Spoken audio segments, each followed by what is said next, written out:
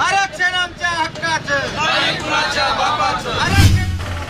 शेतकऱ्यांना सरसकट कर्जमाफी, मराठा आरक्षण आणि धनगर आरक्षणावरून संभाजी ब्रिगेड पक्ष पुन्हा एकदा आक्रमक झाला असून संभाजी ब्रिगेड पक्षाच्या वतीने राज्यभर लक्षवेधी आंदोलन करण्यात येत आहे। आपण पाहू शकता बीडच्या जिल्हाधिकारी कार्यालयासमोर हे सगळे संभाजी ब्रिगेडचे पदाधिकारी आहेत आणि त्यांनी देखील अगदी सकाळपासूनच या ठिकाणी लक्षवेधी आंदोलनाला सुरुवात केली आहे। त्यांच्या प्रमुख मागण्या ज्या आहेत की ज्यामध्ये शेतकऱ्यांना सरसकट कर्जमाफी मिळाली पाहिजे आणि मराठा समाज असेल, धनगर समाज असेल यांना देखील सरकारनं तात्काळ आरक्षण दिलं पाहिजे। आपल्यासोबत काही आंदोलक आहेत, आपण त्यांच्याकडून जाणून घेऊयात। दादा, काय मागणी आहे तुमची प्रमुख आणि तुम्ही लक्षवेधी आंदोलन करताय? सर्वप्रथम सर्वांना जय जिजाऊ। आज पूर्ण महाराष्ट्रभर संभाजी ब्रिगेडच्या वतीनं प्रत्येक जिल्हाधिकारी कार्यालयासमोर लक्षवेधी आंदोलन ठेवलेलं आहे। मुळात संभाजी ब्रिगेड या पक्षाचं ब्रीदवाक्यच आहे की शेतकऱ्याच्या सन्मानात संभाजी ब्रिगेड मैदानात। आज शेतकरी प्रचंड हालाकीचं जीवन जगत आहे, प्रत्येक बाजूनी शेतकऱ्यावरती संकट आहे।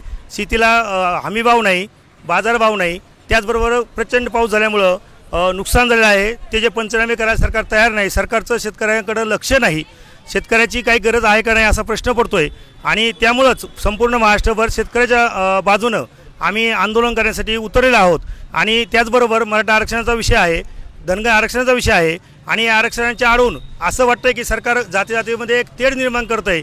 म्हणून सरकारला या आंदोलनाच्या माध्यमातून आमची एक विनंती आहे, सूचना आहे की अशी जाती तेढ न होता प्रत्येक आरक्षणाचा प्रश्न लवकरात लवकर मार्गी लावावा आणि जर हा प्रश्न लवकर मार्गी नाही लागला तर येणाऱ्या काळामध्ये संभाजी ब्रिगेडच्या वतीने संपूर्ण महाराष्ट्रभर अतिशय तीव्र पद्धतीने हे आंदोलन करण्यात येतील।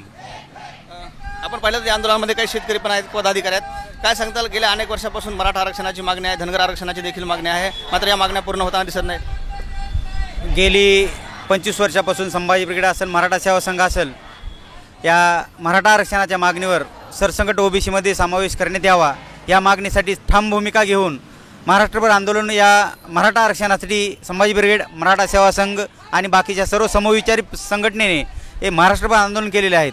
तरीसुद्धा कुठं आमच्या मागणीची दखल घेतली जात नाही।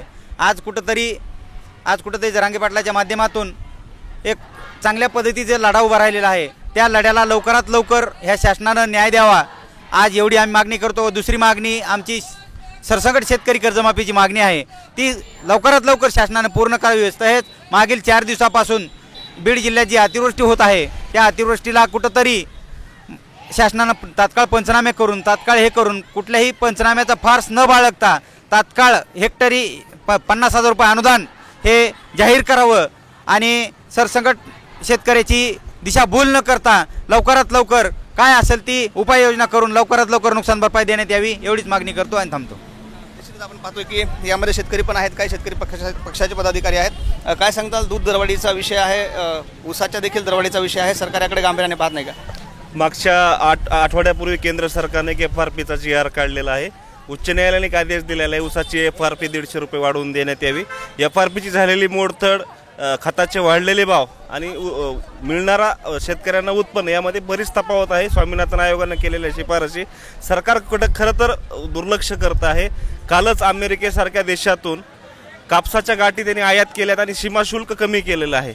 म्हणजे देशांतर्गत कापसाला इथं बाजारात स्थिरता आणून द्यायची नाही, देशांतर्गत शेतकऱ्यांचा शेतमालाचे भाव पाडायचे आणि परदेशातील शेतीमाल आयात करायचा, म्हणजे इथला शेतकरी हा सुखी होणार नाही।